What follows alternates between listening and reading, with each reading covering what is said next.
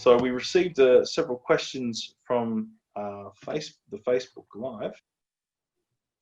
I guess I will ask our Dr. Kittle first.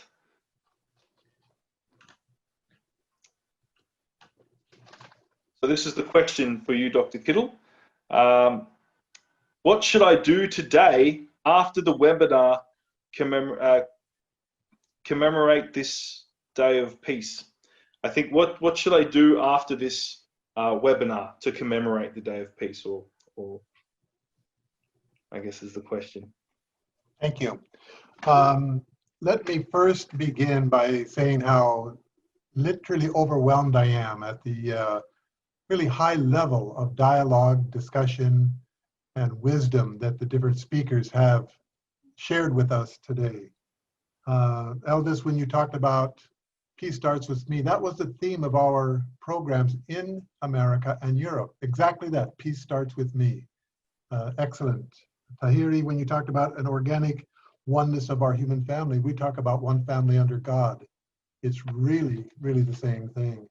And Wilfred, when you talked about young people and the hope, and they have to be included within this, this is really, really true. So what should you do after we get off this webinar? I think the first thing is to go to your parents and say, I love you. Give them a massage, and just out of your heart, invite them for a meal. Show your love to them. It's sometimes hard to do, but if you get into that habit, then you can apply that in all kinds of relationships where you don't want to just have the feeling of love, but show it. And most oftentimes this comes in communication. Communication is critically important for children to communicate to their parents, parents to listen, and also to communicate back. But listen first and listen more.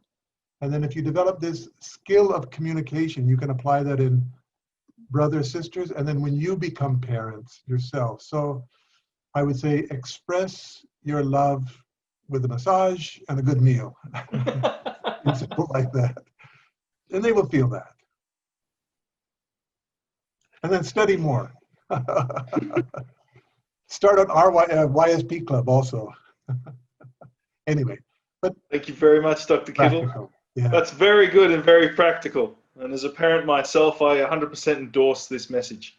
So our next question, I will ask Mr. Elvis. This is from the Facebook Live feed. In this world full of polarizing views and extreme views, what do you think a practical strategy should be when bridging the gap between different views?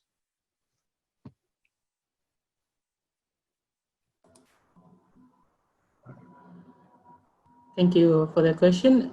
I would really emphasize on what I am working on, which is educating everyone on their own self-development. So, you know, there are many views that comes from many different kinds of organizations, many different advocates, activists, but to have, to establish peace, I would say that you first look at yourself. Are you having any inner conflicts within yourself? Are you, because no one here is perfect.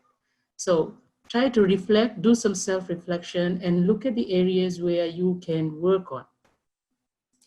And when you are able to work on that, you will have a clear mindset. You will be able to perceive everything and understand them well. And you will know what you have to prioritize, what you have to work on.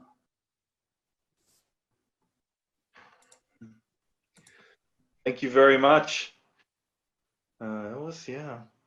No, that's very good. Yeah. I will ask the next question to Wilfred. He's with us. Yes. Was having some connection issues. So what?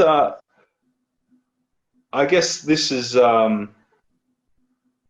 a little bit more personal, I suppose. What influenced you to be involved in politics? And what do you think, would you suggest other people do it as well on their, other young people to do it as well on their path for peace?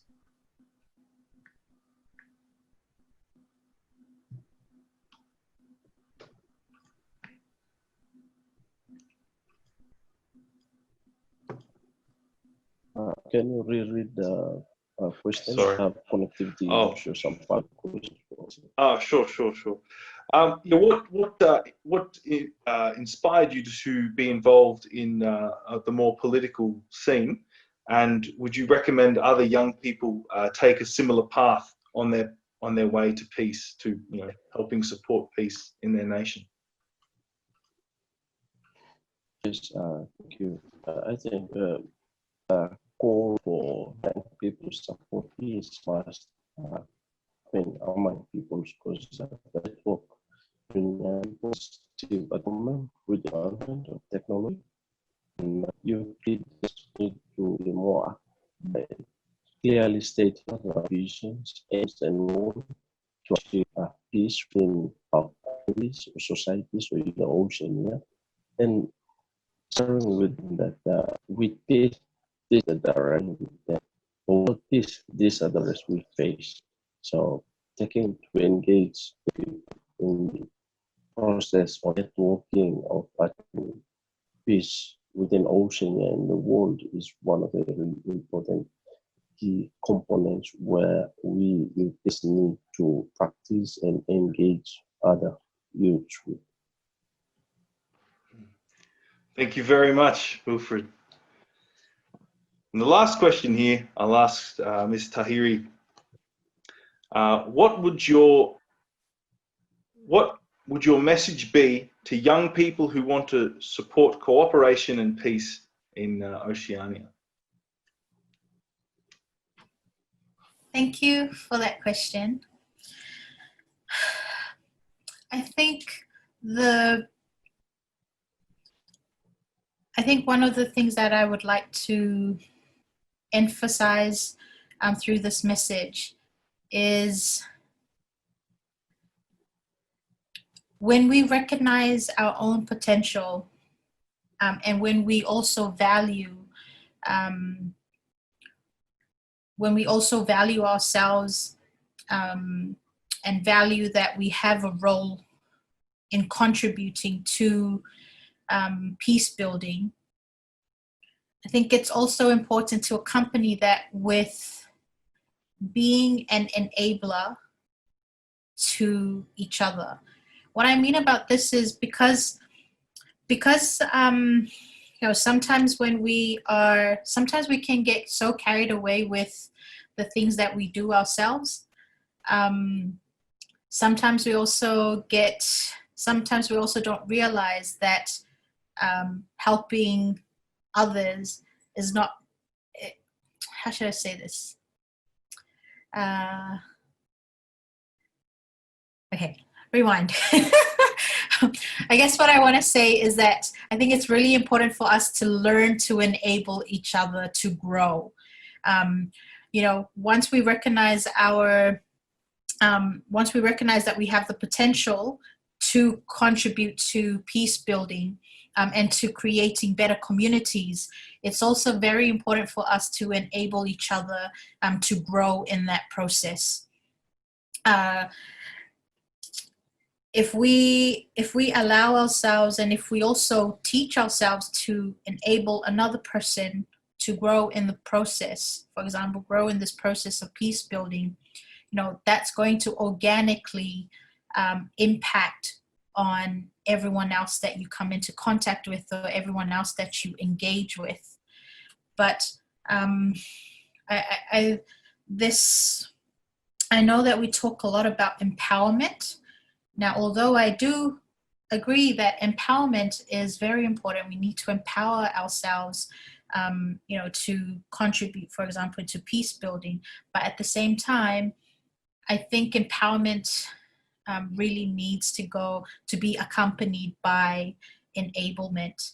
So on one hand, if I'm in advocacy work and I'm promoting peace building and I'm trying to empower someone else and empower other young people, like to become peace builders or peacemakers, it's also important for me to also think, how can I enable that person or that other young person to actually engage or take steps to engage in peace building activities or peace building initiatives? Or how can I help, or how can I accompany this young person to to develop the ideas that he or she has in terms of peace building, or whatever initiative that she would like to, or he would like to do for his or her community. Because I think there's also a lot of empowering, but very little enabling. And so, a lot of young people may be empowered in the beginning, but then later on kind of fall out of that. And that's because there's no enabling capacity, or there's no enabling support to kind of scaffold that empowerment into something, or into actual forms of activity or actions. So yes, I think that's the message that I would like to give is, think about how you can enable each other, how you can enable another person or accompany them in this process of shaping peace together, and basically, in just accompany them into enacting some of the ideas that they have towards building better communities. Thank you very much. Yeah, I think that's very good advice for young people to follow there. So become involved, take responsibility, and we can see a new future. Thank you very much. And thank you very much for all of the panelists and for all of those who are participating through our Facebook Live. Thank you very much, Mr. Yamada, Dr. Kittle, Mr. Elvis, Mr. Wilfred, and Ms. Tahiri. Thank you so much for joining us today.